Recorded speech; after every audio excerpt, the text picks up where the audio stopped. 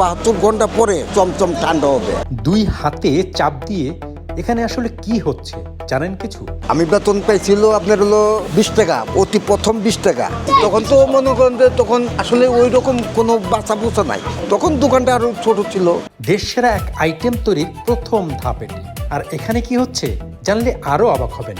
ওই দুধটা ছানা কাটার পরে কম 1 ঘন্টার নিচে ঠান্ডা হইতে লাগে। 1 ঘন্টা ঠান্ডা হওয়ার পরে ওই ছানাটা আবার ঝরা দিতে হয়। ঝরা দেওয়ার পরে ওই পানিটা ঝরার পরে ছানাটা যখন চিপে আসে তখন আপনি ওই চমচমের কাজে মিষ্টির কাজে চলে যায়। ঠিক এভাবেই ঐতিহ্যবাহী এবং বিশেষ একটি খাবার তৈরি হয়। ওই চমচমটা ওইখানে লাল হবে, লাল হতে হতে হতে হতে পুরো ভিতরেও লাল হয়ে যাবে। ওটা আমাদের একটা জানা আছে যে মালটা এরকম হয়ে গেছে, জানা হয়ে গেছে। তখন ওই চমচমটা আবার নিয়ে যে ওই ভিতরে কারখানার ভিতরে ধুইতে হবে।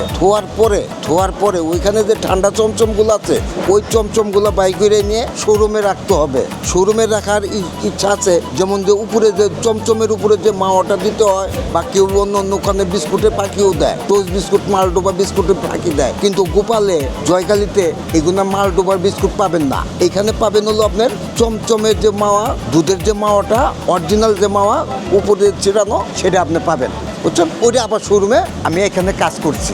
আমি 3 যুগ এই ডিপার্টমেন্টে কাজ করছি। 36 বছর এই ডিপার্টমেন্টে ছিলাম। 36 বছর এই ডিপার্টমেন্টে থাকার পরে আমি কাজ করছি। এখন আমিও আবার কাজের সব কিছুই আমি জানি। অল বাংলাদেশে, আপনার বিশ্বের মধ্যে এই মিষ্টি যায়। যার আপনার ইচ্ছা হচ্ছে আপনি একদম চমচম নিচ্ছেন, কেউ সন্দেশ নিচ্ছে, কেউ রসমালাই নিতেছে, কেউ মনে করেন যে রসগোল্লা নিতেছে। যার একটা মুখের রুচি। আমিত্তি আছে, কালোজাম আছে। এখানে আগের যে বহুত আগের এটা পাকিস্তান পিওটের যে জিনিসগুলা ছিল, যে আপনার দেশি গাভিগুলা ছিল। আর এখান থেকে আপনার 5 কিলো পশ্চিমে পোড়াবাড়ি ঐতিহ্যর নাম ছিল। সেই ঐতিহ্যর নামের যে কারিগরগুলো এখন সদরে এসে পড়ছে। যেমন জয়কালীতে আছে, গোপালে আছে। আমি আগে মিষ্টির দোকানে চাকরি করতাম। আমি আসলাম গোপালে আসলাম, জয়কালীতেও আসলাম, মুসলিমেও আসলাম। এখন ভালো সুযোগ সুবিধা ভালো। আগে লাকড়ি চুলা ছিল, এখন তো আর লাকড়ি চুলা নাই, এখন হচ্ছে গ্যাসের চুলা।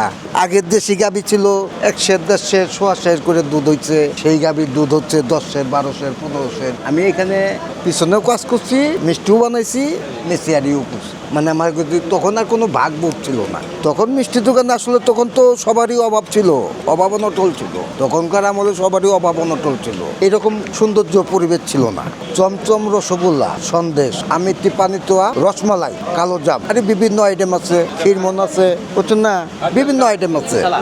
হেক্টারে একরকম স্বাদ। আমি 2003-এ আসি পানের ব্যবসা। আমি পানের ব্যবসাতে আসছি, তখন তো বেতন আসলে কম ছিল। তো মনে করেন যে আমি দেখলাম যে এইভাবে তো বেতন পাই আমার চলে না। যে বেতন পাইতাম ওই বেতনে আসলেই চলে না। খাবো কি, রাখবো কি, পোশাক পাতি পরবো কি, তখন তার প্রশ্ন না।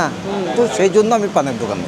এখন তো আগুন আপনার সঙ্গে সঙ্গে পাচ্ছেন। তখনকার আগুন ধরাতে মানে হাইপসে গেছে গা। অনেকে শরীরের থেকে ঘাম বাইর হয়েছে। এগুলো এখন দিন যাইতেছে, পরিবর্তন হচ্ছে। একটু এখন একটা কারিগরের বেতন 800। এই দক্ষিণ সাইডে পানের দোকান ছিল, এখান থেকে পান খাইতাম। তো বললাম যে পানের দোকান দেবো আমিও একটা। ওইটাই আমার শখ হয়ে গেল। অবশ্যই সমর্থন করবেন নাকি, ছোট থাক বড় থাক, ব্যবসা তো ব্যবসায়। ব্যবসার দিক দিয়ে ওই ছোটোর দিকে চাওয়া যাবে না। পার ডে আমার মনে করেন যে 2-3 হাজার, সময় তো 4,000 টাকাও সেল হয়। আমি এই ব্যবসা নিয়ে সন্তুষ্ট। একটু কষ্ট হয়।